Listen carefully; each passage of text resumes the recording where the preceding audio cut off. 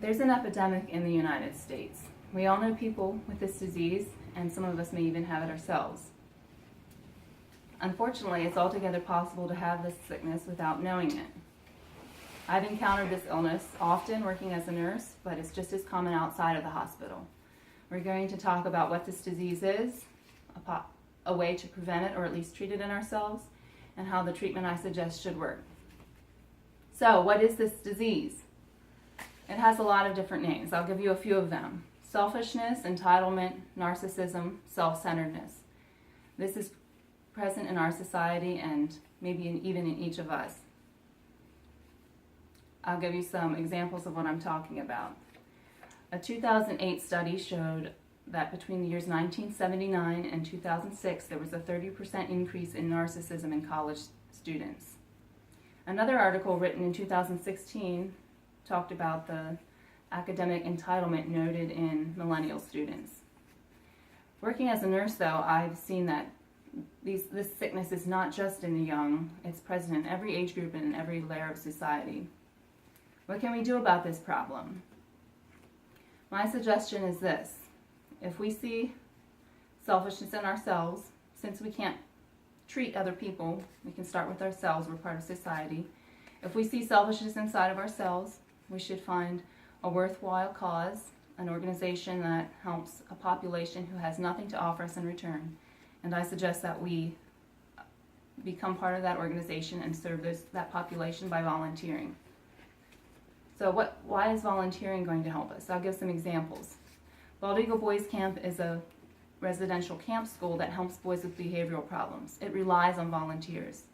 The directors said that the volunteers who come there say they experience as much growth as the boys. They learn to have a different perspective and they learn to become gracious.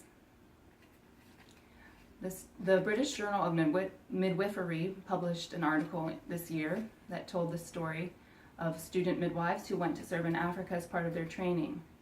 The midwives found that as they trained in Africa, they learned to see things from another cultural perspective, and they found it very valuable as they proceeded with their training. A former president of the American Dental Assistant Association wrote that volunteering is valuable in that it takes our focus off ourselves and helps us care for other people. My own experience was volunteering for 2 years at the boys camp that I spoke of. It was a very valuable and enriching time in my life, and I learned empathy while I served there. Now that we've looked at the disease and a possible treatment, let's talk about reasons people might not want to volunteer. Some people may say, someone else could do a better job.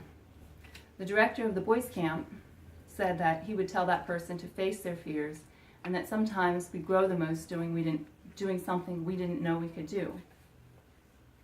Another reason people might give is, I don't have time.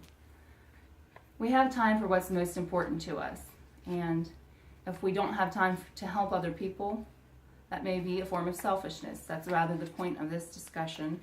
If you don't have time for people, then volunteering is perhaps precisely the thing that is most important for you to do. Another reason people might give is, I can help the cause better by earning money at my job and supporting it financially. That's important and that's necessary, but if you have a problem with selfishness and you want to become less selfish, then you could support a cause financially, but also volunteer part-time. Giving of yourself is sometimes harder than giving money, and both are needed in many organizations. I hope I've been able to show you that selfishness is a problem in our society and in each of us.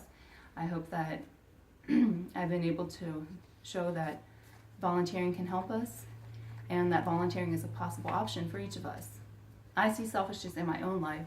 I want to grow and change and become less selfish by serving others. Will you join me?